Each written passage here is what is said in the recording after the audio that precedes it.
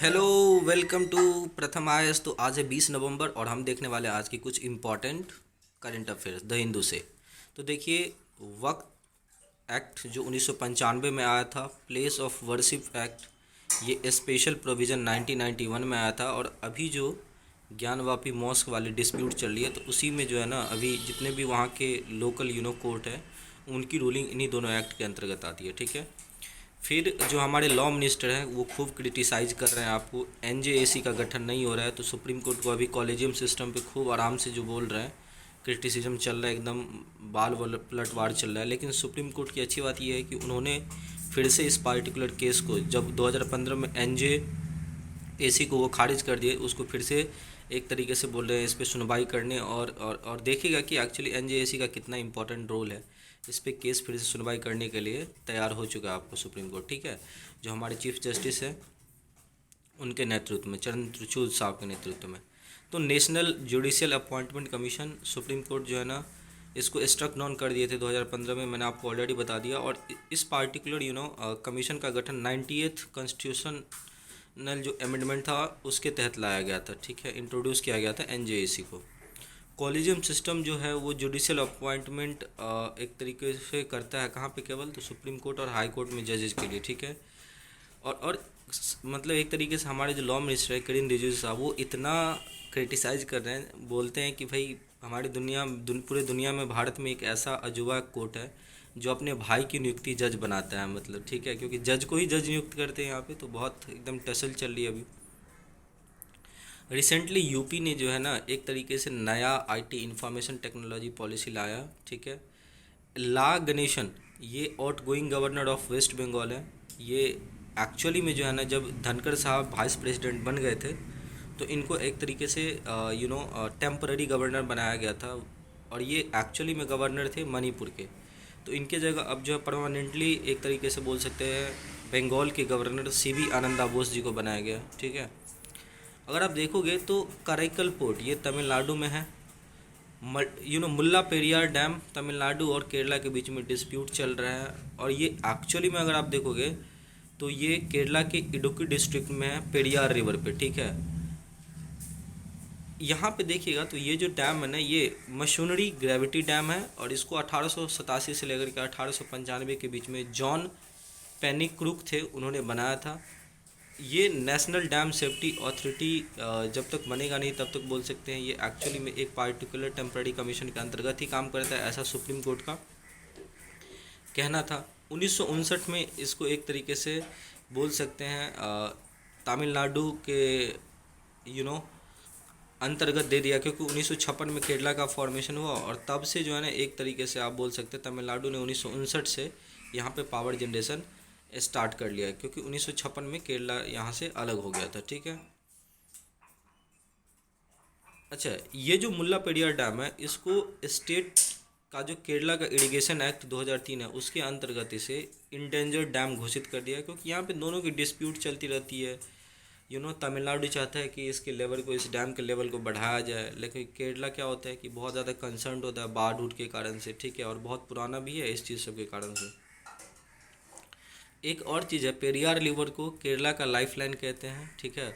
और पेरियार एक्चुअली में निकलता तो तमिलनाडु में है, लेकिन मोस्टली फ्लो करता है केरला में। ठीक है। फरक्का बराज न्यूज़ में है, क्योंकि ममता दीदी जो चीफ मिनिस्टर है यहाँ के, उन्होंने मोदी जी को बोला है कि भाई फरक्का बराज के लिए जो है ना, जो गंगा कमीशन है उससे स्टडी करवाओ कि ये बराज कितना ज़्यादा पुराना हो गया, इन सब चीज़ों का। ठीक है।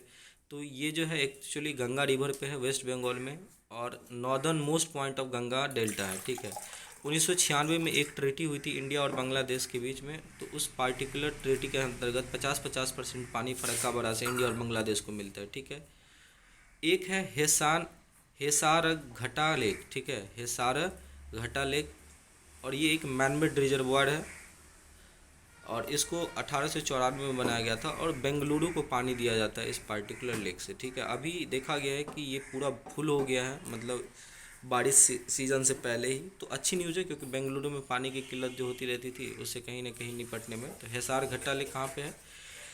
तो बेंगलुरु कर्नाटका।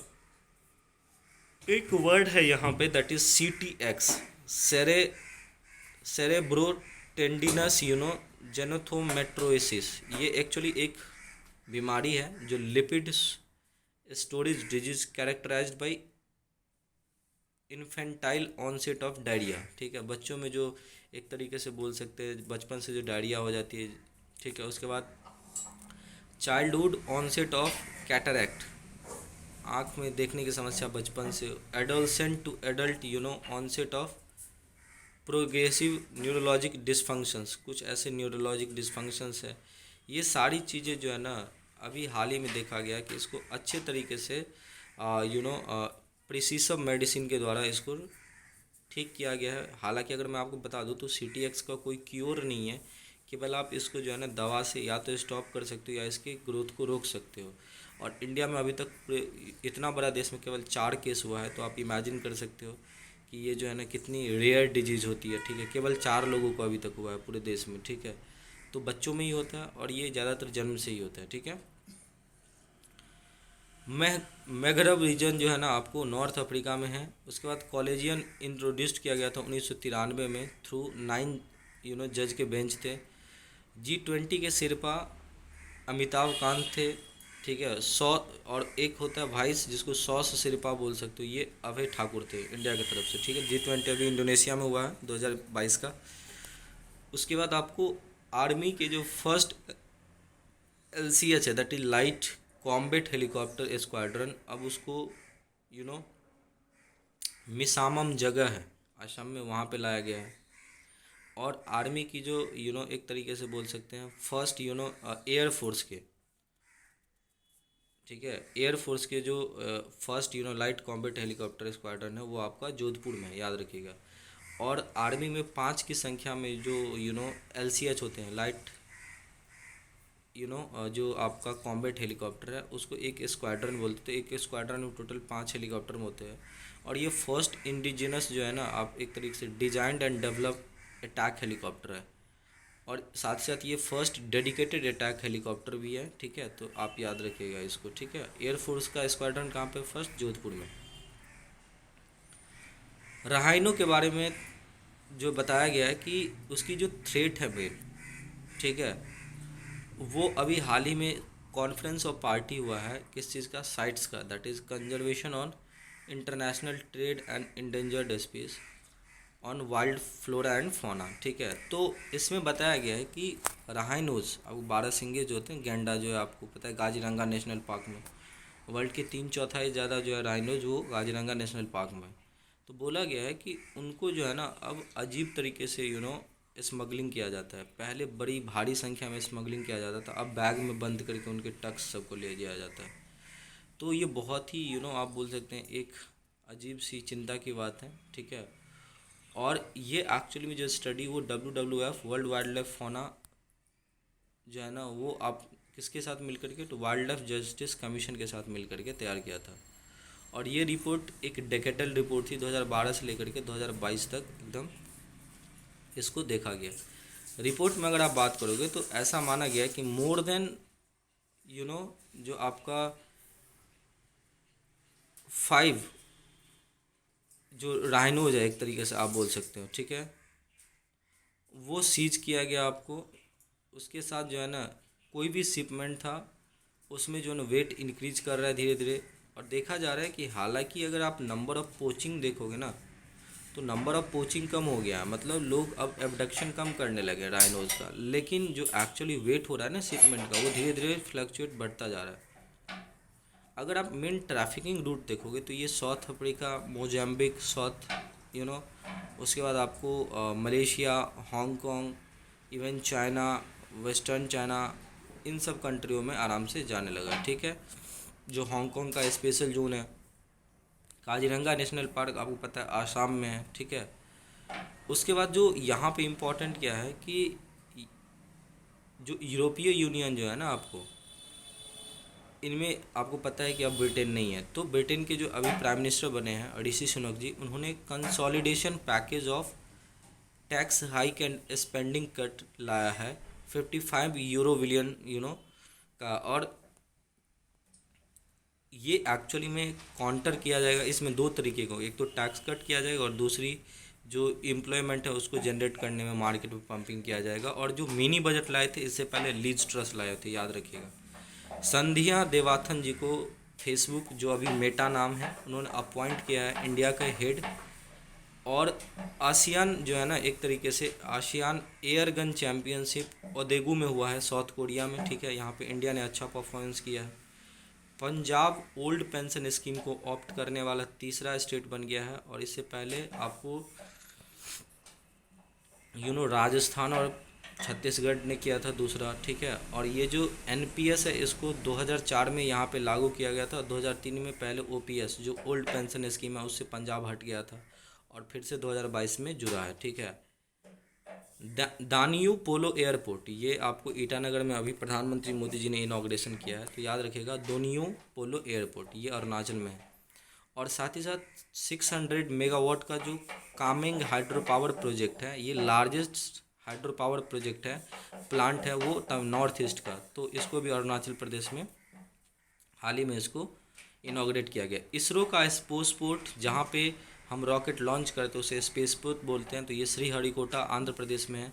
और न्यूज़ में इसलिए है क्योंकि फर्स्ट प्राइवेट रॉकेट यहाँ से लिफ्ट ऑफ हुआ है विक्रम सीरीज़ का, that is Vikram Sarabhai series का, और इसकी लेंथ जो है 6 मीटर थी। मेलोकैमा बेसीफेरो, ये एक ट्रॉपिकल बैम्बू है।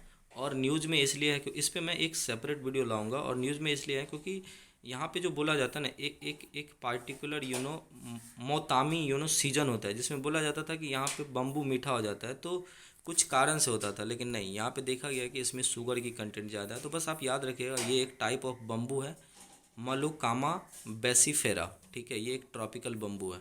इस पर हम एक अलग से इस पर वीडियो लाने वाले हैं, तो आप इसको बस अभी के लिए ऐसे ध्यान रखिए, ठीक है। आगे चलते हैं। अगर आप देखोगे तो world day of remembrance for road traffic victims के लिए ये हर साल जो है ना यूएन मनाता है 3rd संडे को, नवंबर का तीसरे संडे को। मतलब आज है 20 तारीख को, इस बार क्या होगा आपको world day of remembrance for road traffic victims, ठीक है, यूएन मनाता है।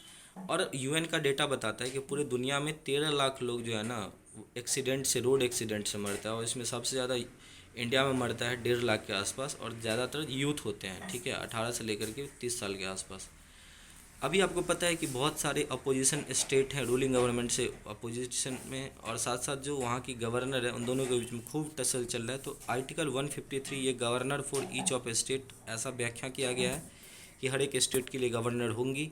Article 154, executive power of the state shall be vested in governor, ये बताता है। आर्टिकल 154 2 सबसेक्शन क्लॉज ए, ये बताता है कि प्रोहिबिट करता है गवर्नर को from exercising any functions conferred by existing law. और आर्टिकल 163 बताता है कि it shall be council of ministers with CM, जो एक तरीके से एड एंड एडवाइस करेंगे गवर्नर को किसी भी पार्टिकुलर एक तरीके से डिसीजन पे पहुंचने के लिए, ठीक है। इंडियन एयरफोर्स का डॉक्ट्रिन 2012 में आया था, और अभी बोल रहे हैं कि डॉक्ट्रिन आने वाला है। जो हमारे पुराने एयरफोर्स में वो लोग बोल रहे हैं कि भाई डॉक्ट्रिन बनाओ। डॉक्ट्रिन क्या होता है कि डॉक्ट्रिन एक वाइट पेपर होता है जिसमें आप अपने गोल और अचीवमेंट को दिखाओगे और फ्यूचर में क्या करने वाले हो उस चीज़ के बारे में आप बात करोगे। जैसे चाइना की वाइट पेपर बहुत फेमस है। अगर आप यहाँ पे देखिएगा तो हमारे देश में 148 टोटल सेंट्रल जेल हैं, 424 जो है डिस्ट्रिक्ट जेल है, और 32 आपको वुमेन जेल है, ठीक है। आइसलैंड ऑफ होकाइडो, ये जापान में है। और अभी नॉर्थ कोरिया जो अपना इंटरकंटिनेंटल बैलिस्टिक मिसाइल लॉन्च किया है, जो यूएसए के जितने भी स्टेट है सबको एक तरीके से कवर कर लेगा। तो ये कहाँ पे जाके गिरा है अभी, तो जापान के होकाइडो आइलैंड के बगल में। इस्लामिक रिपब्लिक के जो फाउंडर हैं, मतलब ईरान की मैं बात कर रहा हूँ, आयतुल्लाह रूहाल्ला खेमानी, ठीक है। और मरकाजी जो है ना ये प्रोविंस है ईरान में, ठीक है। तो उम्मीद करते हैं सेशन बहुत अच्छा लगा होगा, और अच्छा लग रहा है तो प्लीज़ हमारे चैनल को सब्सक्राइब कीजिए and don't forget to hit the bell icon, ताकि आपको सही समय पर हमारी नोटिफिकेशन मिल जाए। बहुत बहुत धन्यवाद दोस्तों को बताते